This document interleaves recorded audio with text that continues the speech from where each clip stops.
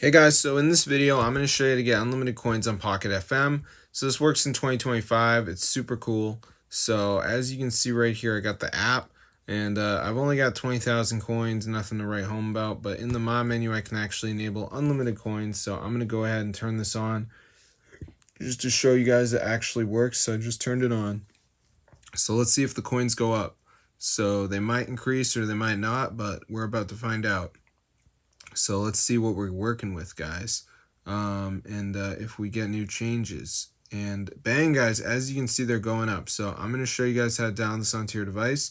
It works to iOS and Android, so let's go. So if you want to get free Pocket FM coins, keep watching. So the first thing we're going to do is go to tweakmod.com. We're going to type in Pocket FM, press install. So now we just got to do verification, okay? This is the last step. Basically, what you need to do is download 2 apps and follow instructions. They're 100% free from official store. Now, what this will do is download the Pocket FM mod into your device. So let's just wait for it to download here. As you can see, shouldn't take that long. And you can see the Apple and Android logo, so it does work on both, guys. So super cool. So let's just give it a second here for this to go ahead and load. As you can see, all right.